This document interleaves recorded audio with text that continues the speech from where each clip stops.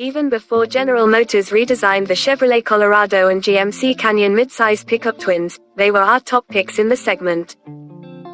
Sure, the Toyota Tacoma garnered more fervent support and sales, and the Ford Ranger and Jeep Gladiator were newer, but the GM trucks were solid, well-rounded offerings.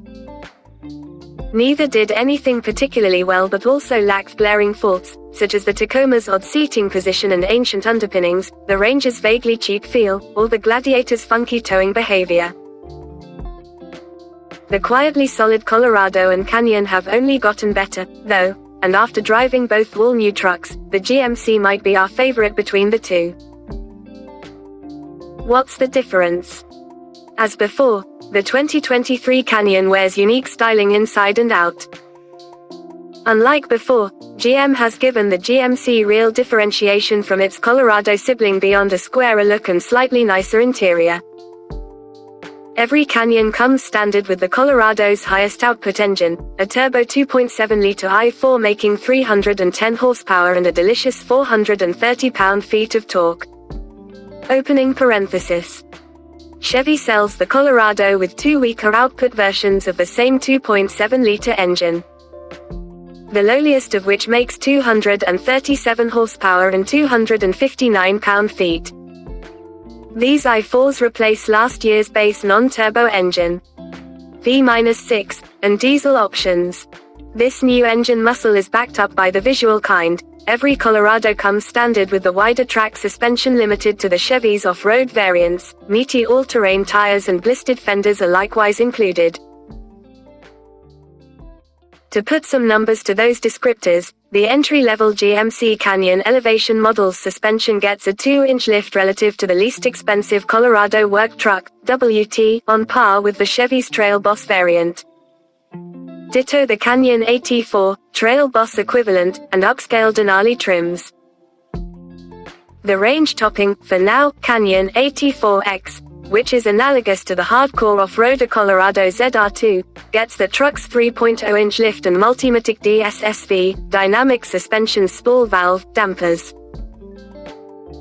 The Elevation and AT4's 66.1-inch front and rear track widths are girthier than the Colorado WT and Lieutenant model's 62.8-inch dimensions, while the Denali's 66-inch front and 65.9-inch rear figures shade the Colorado Z71's 62.8-inch front and 62.6-inch rear track widths.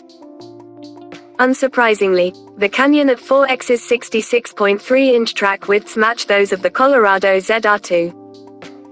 Like the Chevy, the Canyon now only comes one way, with a 4-door crew cab body and short, 6-foot, 2-inch, bed. The old extended cab and long bed configurations are gone. One engine to rule them all. You might not realize GMC no longer sells the Canyon with its diesel option, given how the new 2.7-liter i4 gas engine behaves. Adapted from the larger Chevy Silverado 1500, this meaty 4-cylinder is large, and it lopes like a diesel.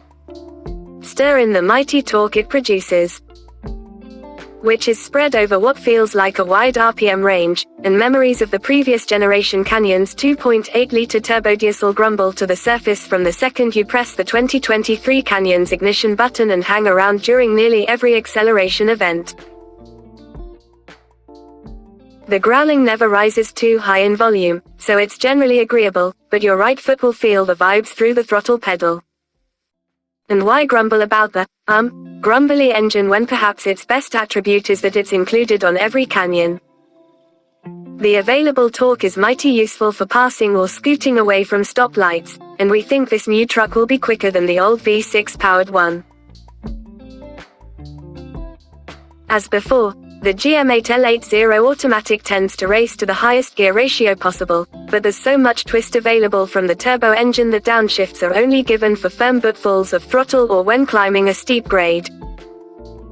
It would also be nice if GMC included a proper manual gear selection mode. As it is, the truck's shift lever sports a tiny thumb switch for shifting up and down, provided the lever itself is in L, not D.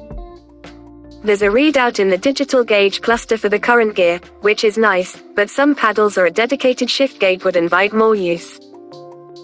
We didn't note many differences in behaviors of the various other Canyons we sampled outside of Asheville, North Carolina.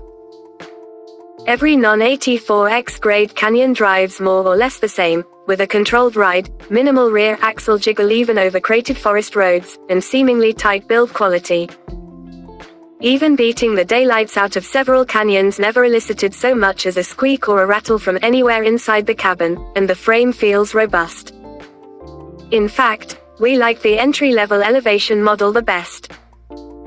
With the same suspension setup as the AT4, the only difference being the former's mud tires versus all-terrains, it acts and nearly looks just as burly, albeit for less money. Between those thick sidewall tires and the suspension's tuning, it soaks up rutted surfaces and dispatches them surprisingly well for a mid-size truck with a leaf-sprung rear axle. The Canyons all feel wide, with a spread-out stance that's palpable from behind the wheel. Go around a corner, and the GMC carves a smart path, its body resisting excessive leaning onto the outside front tire. Partly, this sensation of stable width is owed to the firmly damped suspension, and partly to the horse blinder pillars and door mirror mounts, which severely limit visibility across the hood to the sides. The chunky forward view is generally positive, but drivers should take special care when taking turns in pedestrian-heavy areas. Those blind spots are no joke. On road or off it, the Canyon's steering ratio feels a hair sluggish for the chassis' apparent capabilities, requiring more input than expected around most corners. This truck drives nicely enough to deserve tighter steering, especially given its newly lengthened wheelbase. GMC and Chevy moved the front axle forward a massive 3.1 inches relative to the old model, a boon for looks, ride quality, and straight-line stability. Cabin differences between the various grades are minimal, amounting mostly to different padded inserts in the dashboard and door panels. In every Canyon, those panels are surrounded by the same hard plastics with so-so graining. Again, this works in favor of the least expensive elevation, which feels about as nice to sit in as the pricier Denali and AT4X versions. We should note rear seat space is seemingly tighter than it was before. Even medium-height drivers will be cramped while sitting behind themselves. GMC similarly democratizes a digital gauge cluster and new 11.3-inch touchscreen across all trims, though the Elevation and AT4 get a smaller 8.0-inch driver display that's more or less square, compared to the wider format 11.0-inch unit on the rest of the Canyon lineup. We dug the new screen's sharp fonts and graphics, and the central touchscreen in particular is generally intuitive, though there is a lot you can do on it, including spinning a virtual copy of your truck around and fiddling with different settings via little hovering buttons all over it. As in the Colorado, the gauge cluster displays configurability via steering wheel controls, where most competitors place such controls, is awkwardly limited, requiring you to wade into the main touchscreen to make finer changes to or reset, say, common gauge cluster functions like the trip computer. You can make sweeping visual changes to the layout using the steering wheel buttons, however, by changing the basic tach and speedometer gauges view to a more off-road focused layout with fore, aft and side-to-side angles, an altimeter, and more.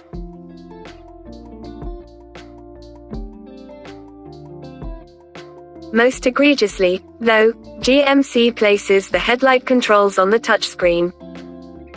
We learned this after driving into a dark tunnel and fumbling around for a few moments for a stalk or dashboard control before the automatic headlights mercifully kicked on.